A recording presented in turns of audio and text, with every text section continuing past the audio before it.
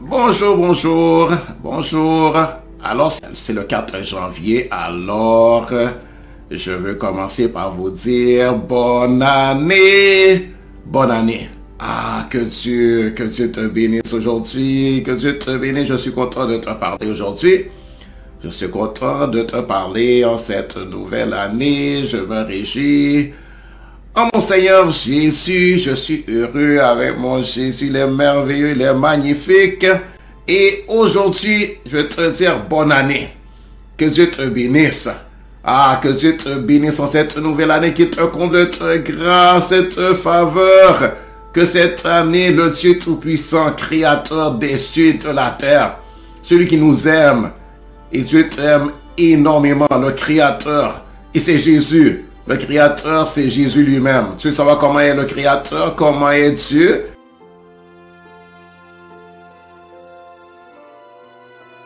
Comment est son caractère? Quel genre de cœur qu'il a? Est-ce qu'il a la tendresse dans son cœur? Est-ce que son cœur est sensible pour toi? Est-ce qu'il a compassion de toi? Est-ce qu'il t'aime? Regarde Jésus et vois comment Jésus t'a aimé. Jésus t'a aimé jusqu'au point même de se sacrifier pour toi, de se sacrifier pour moi, de se sacrifier pour la race humaine, pour nous, les hommes de toute race, de toute nation, de tout peuple et de toute génération. Jésus nous a tellement aimés et Jésus était parmi nous. Jésus, c'est Dieu lui-même qui est venu sous la forme d'un homme, qui a pris la forme d'un homme. Mais avant d'être un homme, avant d'être venu, il existait déjà et il est le Saint-Esprit.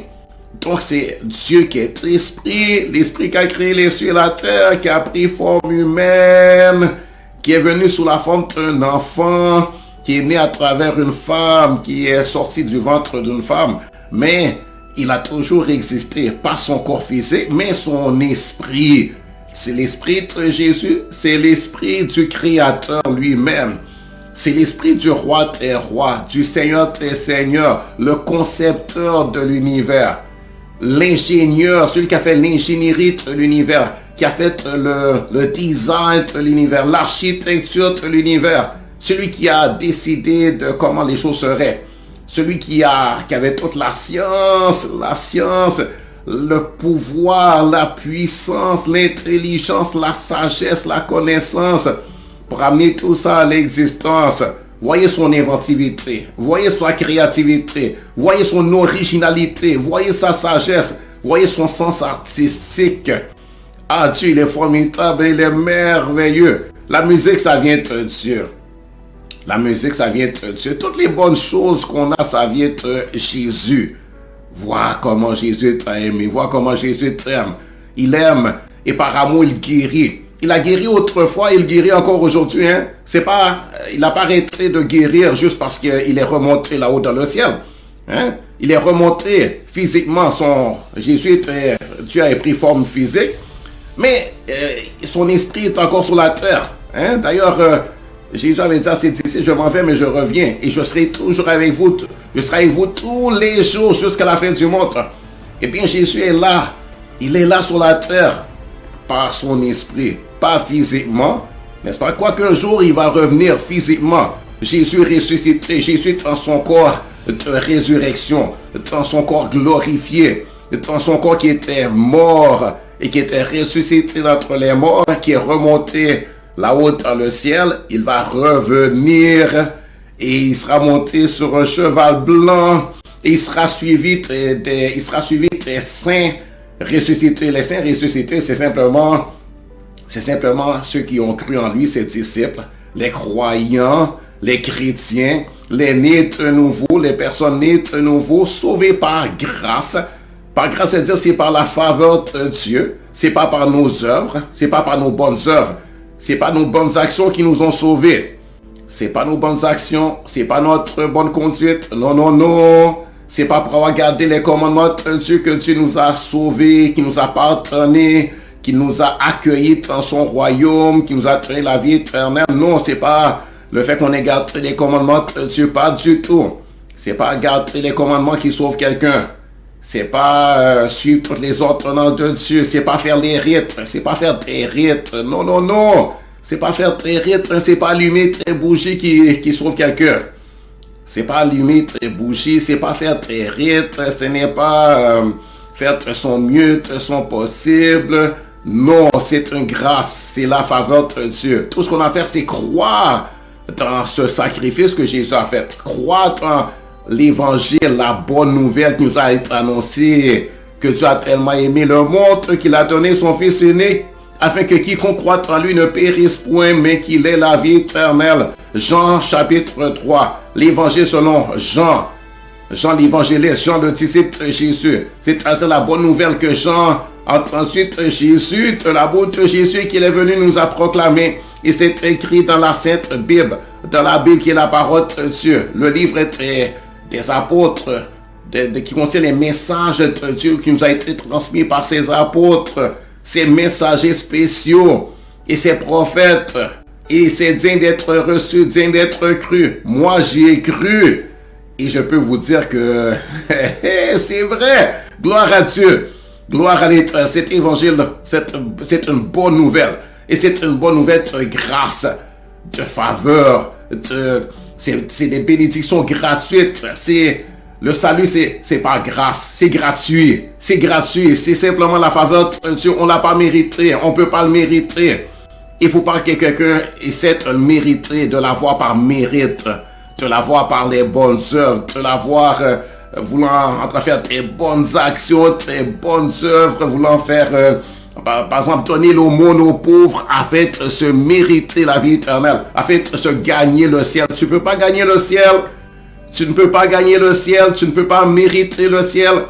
Le ciel, c'est pas à vendre d'ailleurs. Hein? Tu peux pas acheter ton billet au ciel en faisant très bonnes œuvres, en donnant la charité aux pauvres, en donnant des offrandes, des dons, en apportant la dîme de façon fidèlement. Non, c'est gratuit.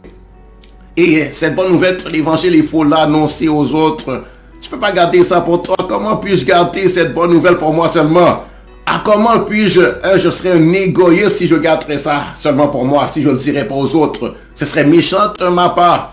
Ce serait méchant, ce serait égoïste, savoir que des gens qui sont en train de périr, des êtres humains comme moi, partout sur la terre, de toute race, de tout peuple, de toutes les nations, les nations de l'Afrique, les nations de l'Europe, les nations arabes, les nations de l'Asie, les nations de partout. Et là, je garderai ma bouche fermée, je ne dirai rien.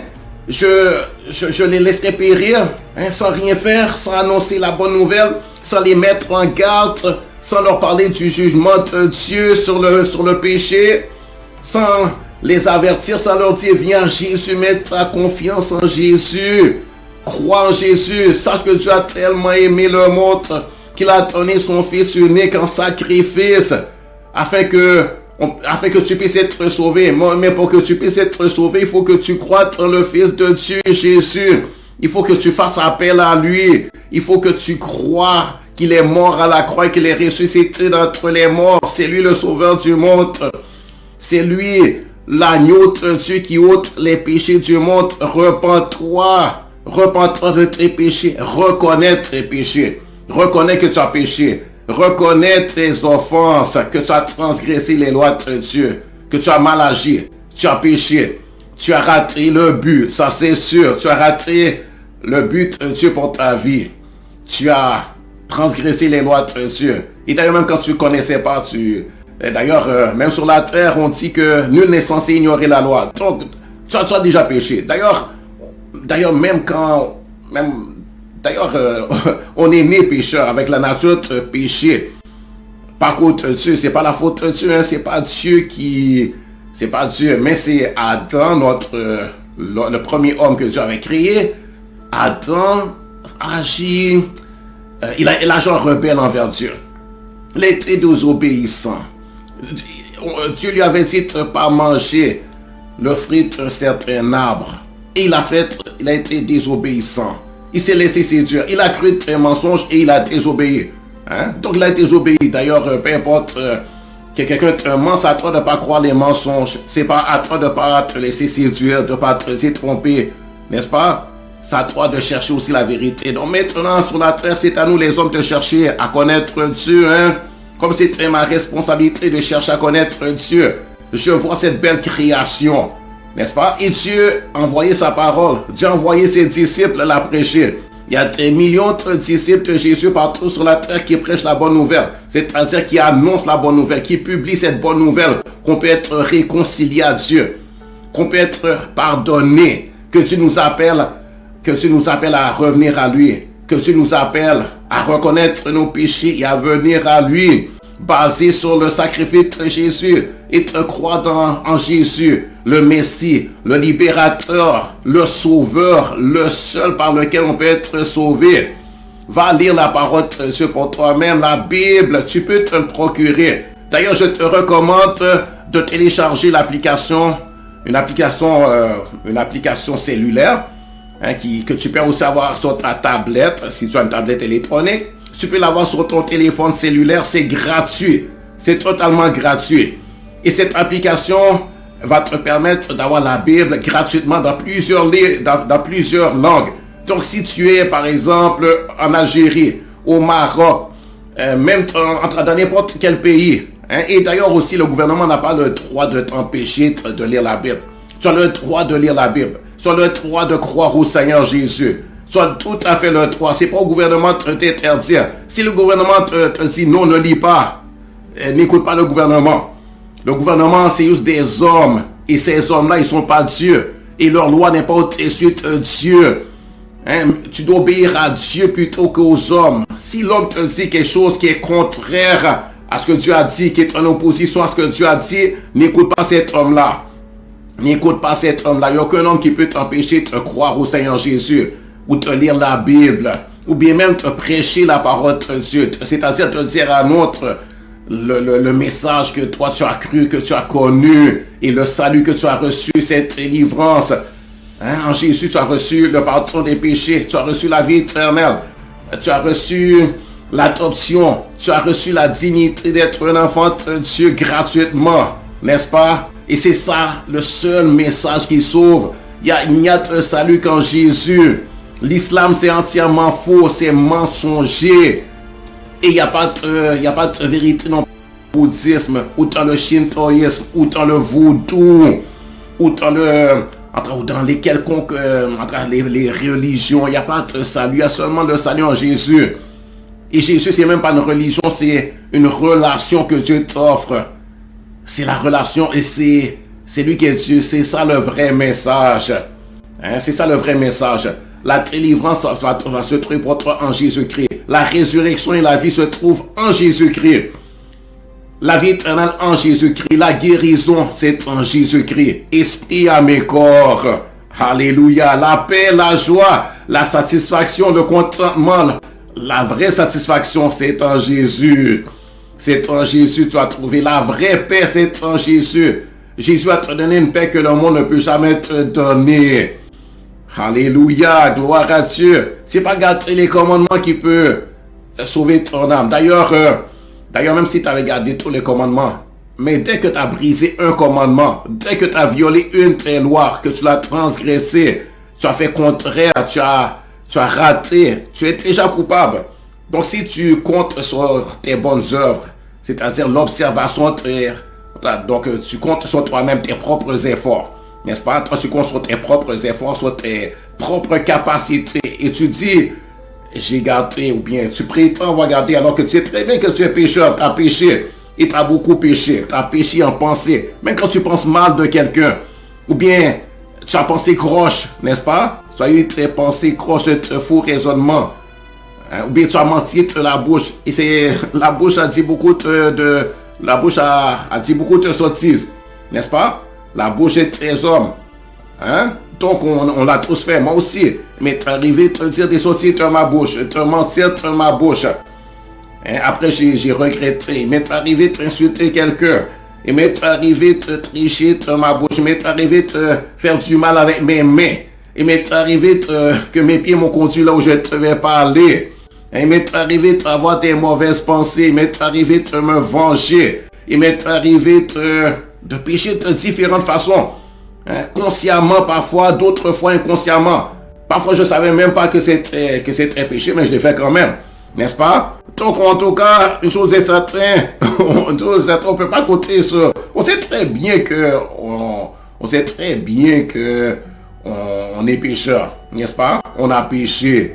Donc, et c'est même pas vouloir te justifier par tes bonnes œuvres. D'ailleurs, tu ne pourras jamais être justifié. Et les religions, comme l'islam, et bien même certaines églises qui sont fausses, qui te disent que c'est pas tes œuvres, c'est pas tes bonnes actions. Ou bien il y en a qui disent c'est par Jésus, oui, mais c'est aussi par tes bonnes œuvres. C'est pas seulement Jésus, mais c'est aussi par tes bonnes œuvres.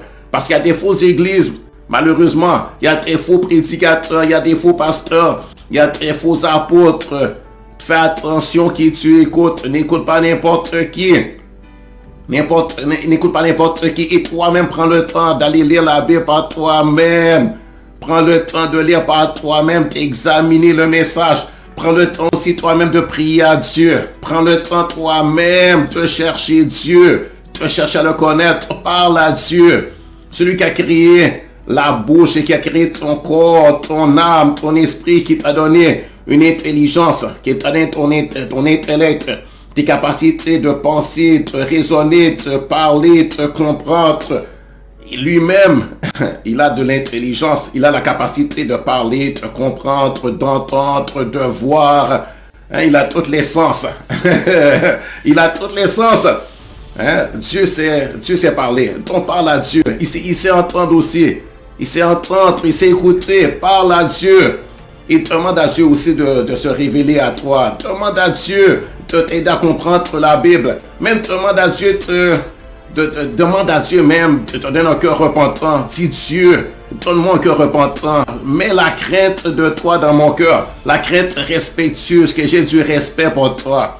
Pour ne pas te défier, pour ne pas t'ignorer, pour ne pas être incrédule envers toi, pour ne pas te résister, pour ne pas être rebelle envers toi, parce que c'est pas beau pour moi d'être rebelle. Pour ne pas aimer le péché, je veux haïr le péché.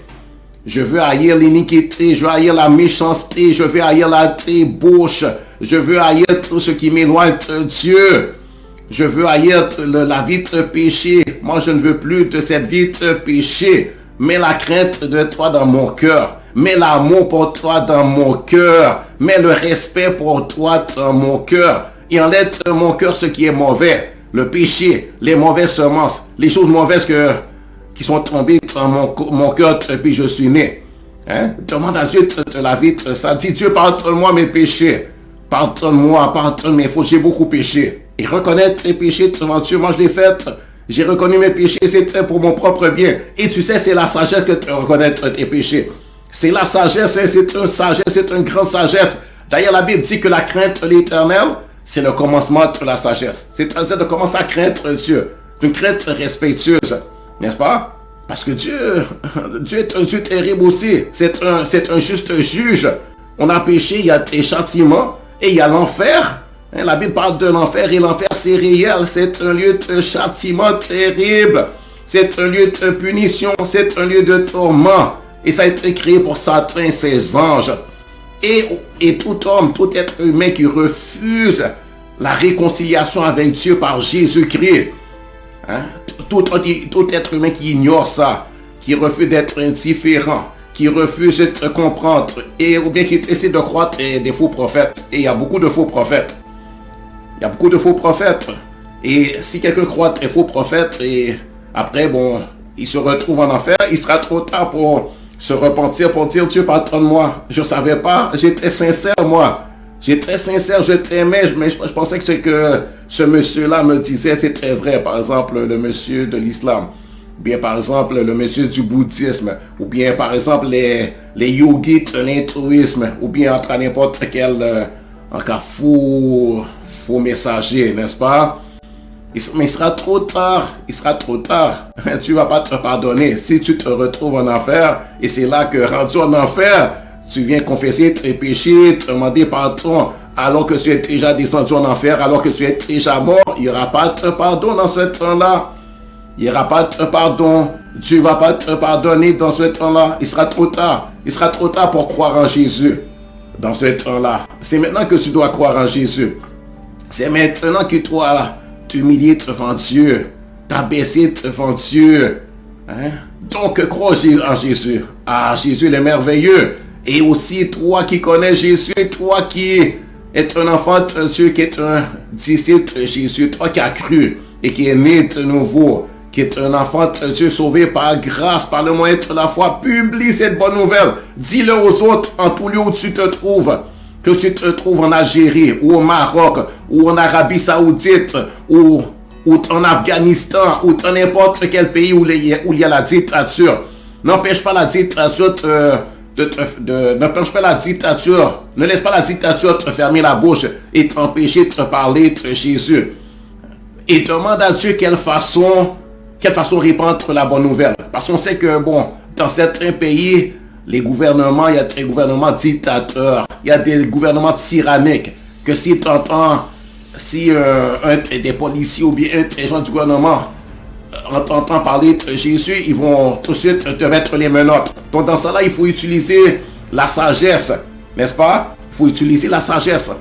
Tu vas pas aller dans les rues, en pleine rue, puis prendre, comme tu peux faire au Canada, prendre par exemple un amplificateur de voix et commencer à le dire devant tout le monde parce que tu sais que ça va les irriter tout de suite, ils vont venir te mettre en prison. Donc dans ce cas-là, tu vas le faire, mais tu vas le faire discrètement.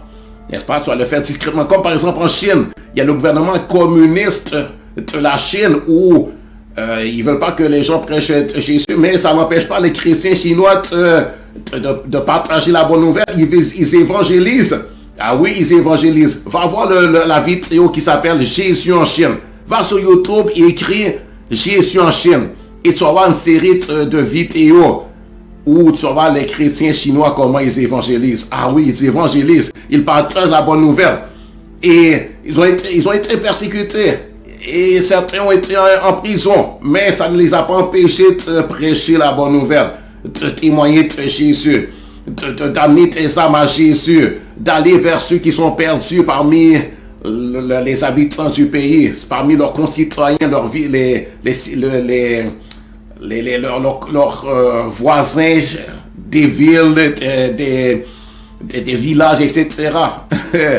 Donc, peu importe les menaces, peu importe la tyrannie, évangélise. Demande à Dieu comment, demande à Dieu quoi faire, comment le faire, demande à Dieu et Dieu va te montrer, Dieu va te parler, Dieu lui-même va te montrer qui est prêt à t'écouter, prêt à t'entendre, prêt à savoir, car Dieu connaît les cœurs. Gloire à Dieu, béni soit l'Éternel. Il y a différentes façons de t'évangéliser.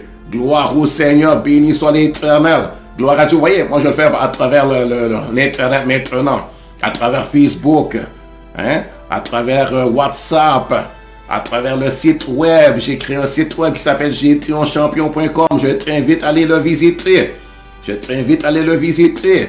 Donc, demande à Dieu comment faire ça. Demande à Dieu et puis évangélise. Gloire à Dieu. Ouvre ta bouche, parle à ta famille, aux autres de ta famille, à tes amis. Parle à tes voisins, parle à tes ennemis aussi, c'est-à-dire ceux qui trahissent. Toi, ne te fais pas ennemi de qui ce soit, mais c'est que tu sais que cette personne te déteste. Prêche-lui la bonne nouvelle. Prêche-lui la bonne nouvelle aussi. Lui aussi a besoin d'entendre. Et commence à prier pour cette personne-là. Gloire à Dieu. Donc, que Dieu te bénisse. Que Dieu te bénisse. Et si tu veux, aujourd'hui, toi qui m'écoutes, tu sais que tu n'es pas encore né de nouveau. Tu n'as pas été transformé à l'image de Jésus. Si tu n'as pas l'image de Jésus en toi, que tu n'as pas l'assurance d'être né de nouveau, d'avoir la vie éternelle, que tes péchés sont pardonnés. Si tu ne comprends pas le message que je dis, si tu n'as pas reçu le Saint-Esprit, eh bien, je te recommande maintenant même d'adresser cette prière avec un cœur sincère à Dieu. C'est-à-dire à Jésus, le Créateur des cieux et de la terre, le Sauveur du monde. Et dis, Seigneur Jésus, je reconnais que tu es Dieu lui-même, venu sur terre pour sauver l'humanité. Je reconnais que tu es mort à la croix. Tu as donné ta vie en sacrifice.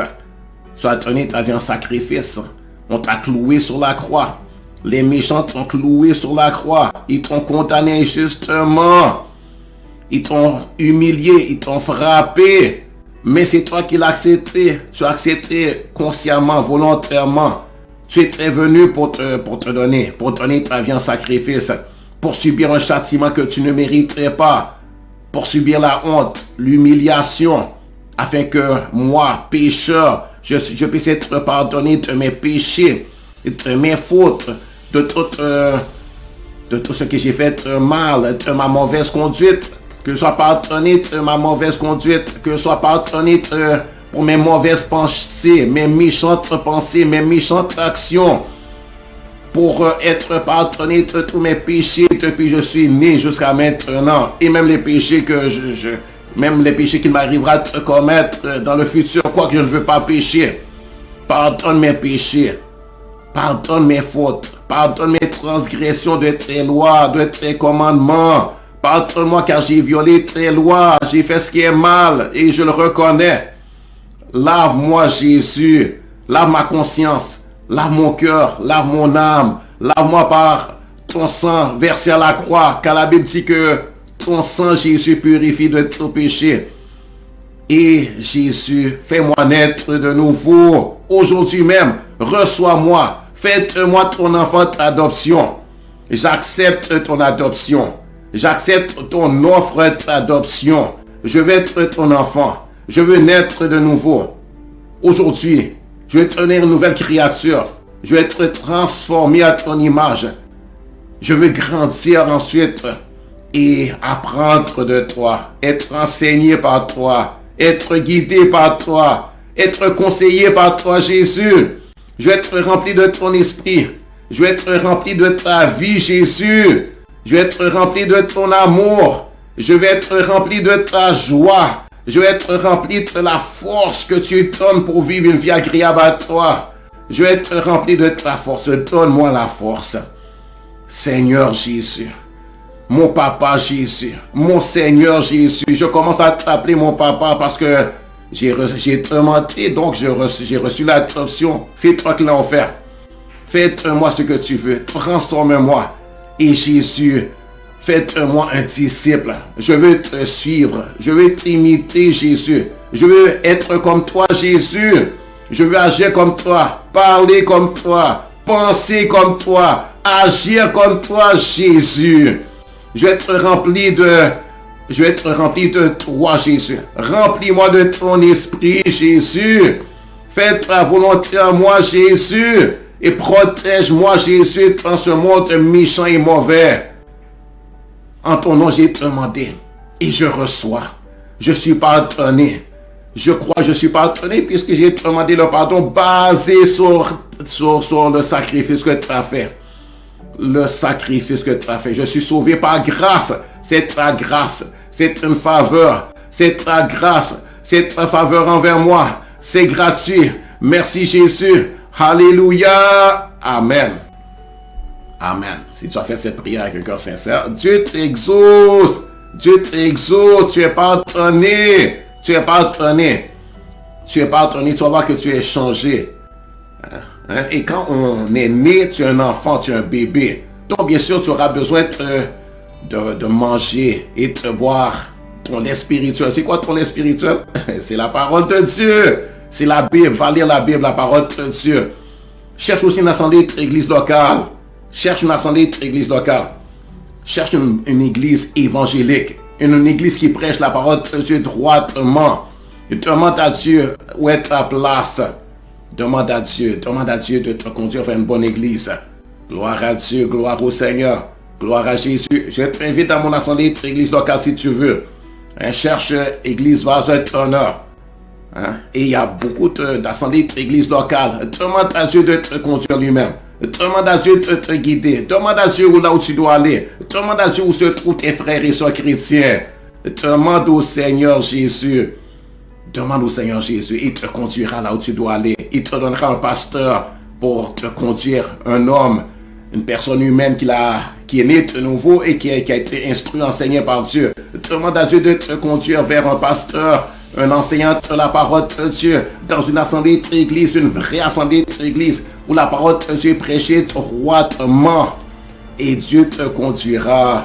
Gloire à Dieu, béni soit l'Éternel. Je t'invite à visiter aussi mon site web, gétionchampion.com. Gloire à Dieu. Alors, que Dieu te bénisse. C'était Mario. Au revoir. Bye. Bonne année.